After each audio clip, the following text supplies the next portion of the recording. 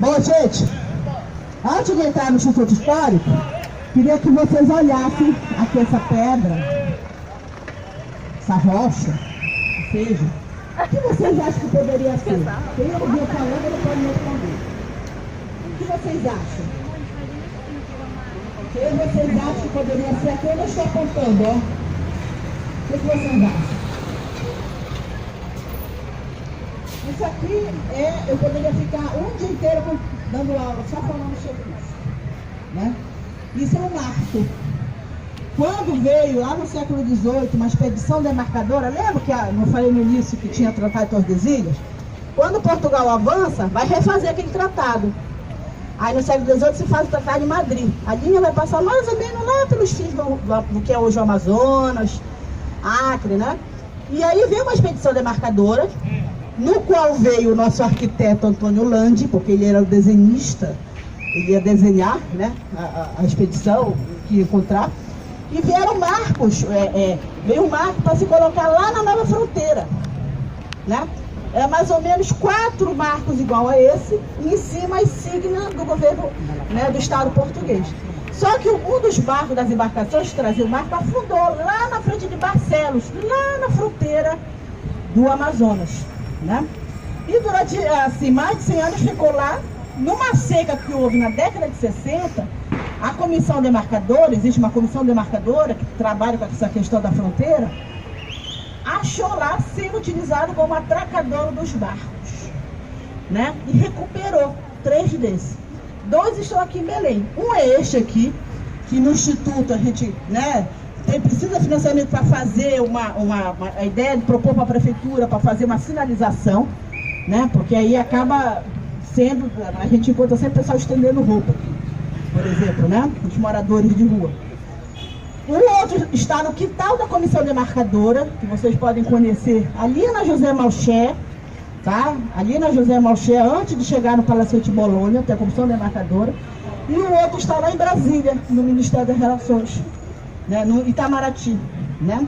Então, esse é um monumento importante que conta parte da nossa história, evidentemente. Vou passar para a Débora, falar um pouquinho sobre a questão do Museu do Círio e entrar no Instituto Histórico, que é a nossa presidente e alguns colegas. Eu assustei ela, 6 horas da manhã, vai dar 200 pessoas, chama reforço. Acho que ela trouxe assim, quase todos os sócios, né? Para a gente poder visitar o Instituto Histórico, tá bom? Antes de falar do Museu do Círio, só um parênteses aqui para a gente falar da Praça do Relógio. Tá? Para quem não sabe, naquela área, até 1913, no período áureo da borracha, estava sendo construída uma bolsa de valores. Então, Belém teria uma bolsa de valores. O prédio nunca chegou a ser concluído, foi demolido em 1913 e em 1931 que se construiu a praça, que ela é chamada oficialmente de Praça Siqueira Campos, era um militar da época, político da época, início aí do século XX, mas é muito mais conhecida como Praça do Relógio por causa do conjunto, né, do relógio mais os postes, né, de origem inglesa que a gente observa na praça. Já falando aqui do Museu do Círio, quem não sabe onde fica o Museu do Círio? Ali, ó, daquele lado ali, vocês vão ver, tem uma placa, tá? Faz parte ali do Complexo Feliz Lusitânia, tá? Então, o Círio, ele é uma manifestação católica, né, que oficialmente surgiu em 1793, o primeiro Círio foi realizado em 1793. Diz a lenda, né, que é uma procissão em pagamento de uma promessa de um governador. Então a Magali falou que o primeiro Círio saiu daqui, né, do Palácio do Governo. Justamente por isso, era um pagamento de promessa dele, ele levaria a imagem da santa até onde hoje é a Basílica, né? Então teria o caminho da imagem até aqui e depois o retorno. E o que acontece até hoje, né? A gente tem a procissão da trasladação na véspera, que traz para essa área aqui e depois leva de novo para a Basílica. Então, logo que começou o governo republicano, a procissão deixou de sair daqui do Palácio dos Governadores e passou a sair aqui da Igreja de Santo Alexandre, isso por pouquíssimo tempo. Depois é que ela veio para cá, para a Igreja da Sé, e essa tradição continua até hoje.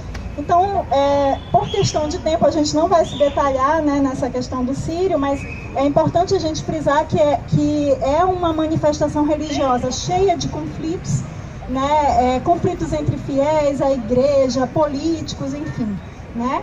E é uma manifestação que não é só religiosa. A gente sabe o que a gente chama de profano, né? Apesar dessa discussão ser mais profunda que isso, mas a gente acaba separando, né, o sagrado e o profano, embora todos estejam juntos, na verdade.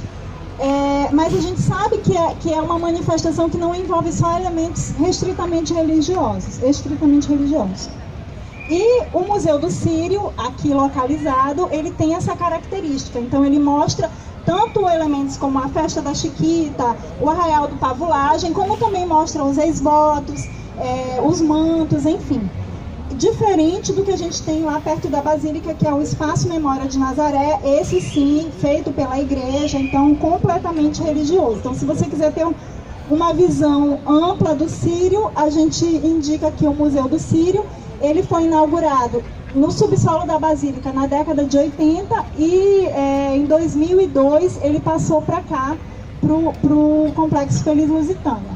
O Círio, em 2004, ele foi considerado patrimônio nacional, né, patrimônio imaterial nacional pelo IPHAN e mundial pela Unesco em 2013. Tá? Então a gente vai adentrar agora no Instituto Histórico Geográfico.